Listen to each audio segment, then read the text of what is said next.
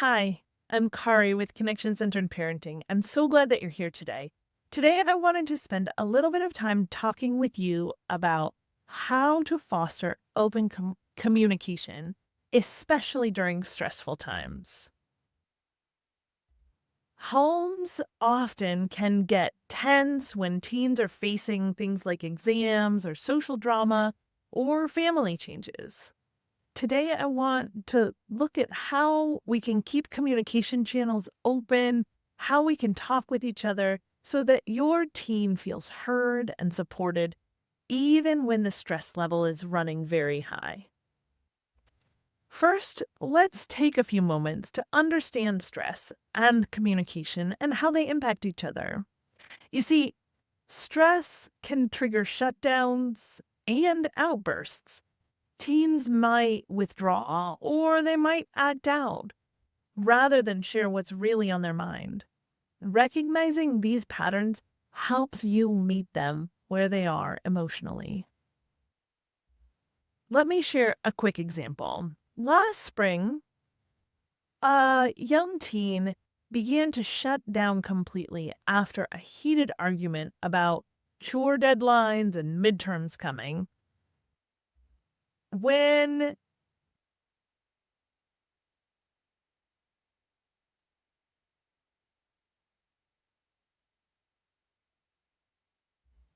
Okay, let me share just a little example to help you understand. You see, last spring, a young teen began to shut down completely after a heated argument about chore deadlines. It was right during midterms. Instead of pushing for answers, mom invited her daughter on a short evening walk. While walking, she began to open up about feeling overwhelmed about all the school pressure she was facing. That simple act of choosing the right moment unlocked the conversation. These are important moments as parents that we can create as opportunities for our teens to begin to open up and connect with us. So let's talk about some specific strategies. First, choose the right moment.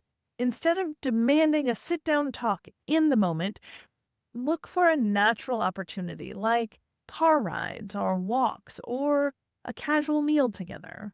When teens feel less on the spot, less interrogated. Second, use reflective listening. Paraphrase what they're saying. Things like, "It sounds like you're worried about that test." This shows that you're actually listening to them and validating their feelings. Third, ask open ended questions. Swap out, "Did you have a good day?" with, "What was the hardest part of your day today?" This encourages deeper responses and it shows that you're interested. Fourth, share your own experiences briefly. A quick, relatable anecdote, such as, "I remember feeling nervous before my first big presentation. I felt like I might trip over the stage or something." These can normalize their feelings. And finally, respect their privacy. If they don't want to talk about it right now, let them know that you're available anytime and give them some space. Sometimes knowing that the door is open matters more than pushing through it. So, what are some things to avoid? First, avoid the interrogation style of conversation. Rapid fire questions feel more like an inquisition. Second, avoid dismissive responses. Things like, "Oh, you're overreacting," or "That's not a big deal." This shuts down the conversation and shuts down trust. Finally, avoid the fix it approach. Resist the urge to immediately solve every problem they come to you with. Often, teens just need to vent, and they want to try and find their own solutions. This allows them to feel both independent and powerful.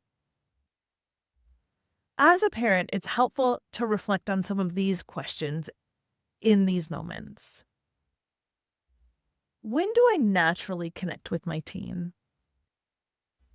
How can I improve my listening without jumping to conclusions or solutions?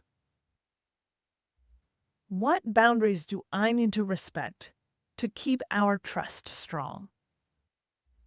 These are the kinds of questions that can help you build a more powerful connection with your teen, and it helps you grow as a parent.